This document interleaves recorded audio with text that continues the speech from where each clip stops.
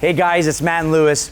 We've been getting a lot of questions recently and we wanted to take a time to make this video addressing those questions. Stick around to the end because we're gonna give you a sneak peek into something we've been working on that we think you're really gonna like. Louis, what are we talking about today? We're gonna talk about 3 things that have been commonly coming up in the last couple weeks, okay? We're gonna talk about working capital. How much money do you need to be able to get on the road? Should I get my own authority or should I actually just be an owner-operator? And lastly, what kind of business plan do I need to get out on the road and be successful? So guys, one of the most important things is working capital. Doesn't matter if you're starting a trucking business or a bakery. Any business, you have to have working capital. Louis, break it down why it's so important. You know, things don't go always as planned and that you really do need that rainy day fund. Give us a little color on that. Yeah, the biggest issue that we've seen is that guys start up and they think that they can come in here and they want to get a truck and they plan to have enough money to be able to get out on the road. And some of them will say, hey, I even need X amount to be able to get to my next destination. But what they don't plan for is how long does it take me to get paid from who I'm gonna be working for? How long does it take if I have to actually get my registration and there's delays with everything going on with the shortage of people?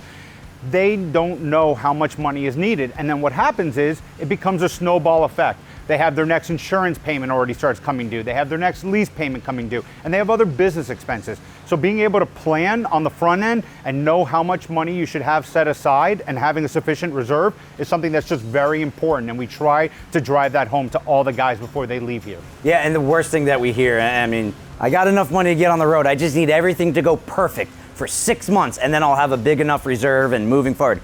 Come on, it's reality, guys. Unfortunately, in trucking and in life, there are unforeseen breakdowns and events. You know, you go to a shop for what you think is an easy repair and they don't have the part, especially with this part shortage. So that is why you have to have this reserve, right? So when these unforeseen issues come up, you're not worrying about, are you gonna make your next truck payment? You're not worrying about, are you gonna make your next insurance payment? You have comfort, a peace of mind to do what you need to do.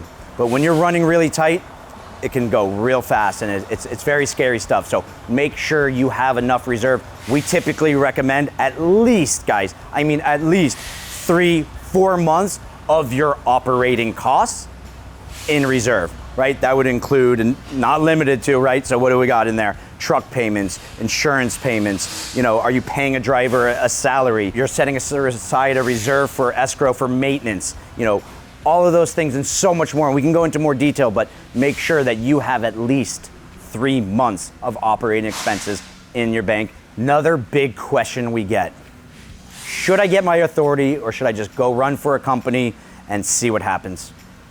Louis, what do you think? To me, I always want to ask, do you already have other trucks? Do you already have drivers lined up? Because if you don't, the biggest thing that people don't understand is that there are a lot of fixed costs that go into having your own authority. You have additional insurance costs. You have the cost of registration, paying taxes. You have IFTA, IHP. You have all these other costs that if you don't have enough trucks and you don't have enough business, you can't spread those fixed costs, right? You have all your variable costs, which are your fuel, the mileage, and the maintenance on the truck. And all of those costs change with the more miles or the less miles that you actually drive your truck. So to me, the answer is if you only have 1-2 trucks and you're just getting started, you honestly should not be getting your own authority. My best recommendation is that you actually go out, you be an owner-operator, you drive for someone else, start building up your cash pile, start learning how to operate your own business, and then you can go out on your own. There's nothing that says you have to start getting your own authority day one before you get your first truck. I think those are great points. And aside from just the number of trucks you have, what's your experience level? Are you just getting into this? Do you know how to negotiate with brokers? Do you know how to settle, you know, claims on your loads that you're moving? Do you know how to the best freight to find? How exactly. Do you know how to pick apart a load board and find profitable freight? Do you know how to get out of a dead zone? You know, when you go up one way on a good rate, what are you going to do? So I think all these things that we're saying are so important to take into making that decision, right? Level of experience. Have you done it? Do you know how to do it? And the amount of trucks. And if you don't have those, I think the answer is pretty obvious. The last thing we want to talk about today is the importance of a plan and realistic expectations of what's ahead of you. What does that mean? Well, we see it all too often. Someone just shows up, think they're gonna get in a truck, they're going to figure out, who they want to work for later, and, they don't think about where they're going to register, and just kind of a nonchalant attitude. And what they quickly realize is things aren't so straightforward. It's not that easy to get a job. It actually takes much longer to get insurance, all of the above and so much more. So what I would say is, when we say have a plan, where are you going to get a truck? Did you price shop it? Where are you going to get insurance? Did you get a quote yet? When you leave with that truck, where are you going to go work? Who's going to register the vehicle? That could be an additional cost to you. What kind of freight are you going to be pulling? What kind of trailer are you going to be pulling? Where are you going to get your trailer from? How much is it going to cost you? I mean, we haven't even scratched the surface of all the things you need to know, not figure out, what you need to know before you move on with your business venture. Louis, I'm sure we can go on forever. What would you say are some other things? Well, plan.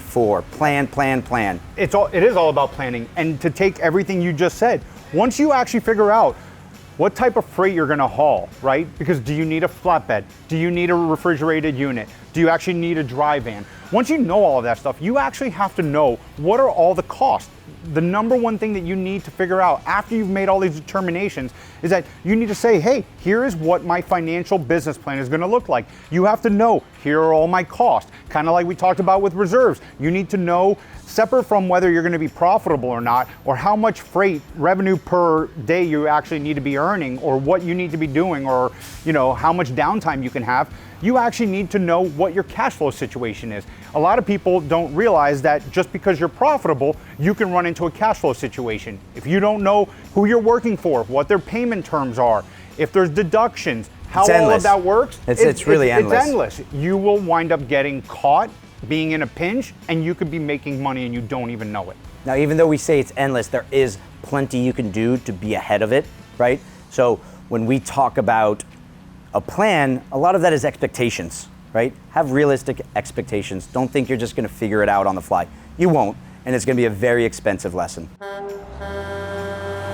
Hey guys, we've been working with a company called 7-Day Owner Operator. 7-Day Owner Operator has everything you need to get started and run a profitable trucking business. Everything from what type of business structure to how to pick profitable freight, how to negotiate with brokers, what type of insurance you need. I mean, you name it, it's in there. We've taken real world problems from real customers and real experiences, and it's designed to help you minimize your risk of failure.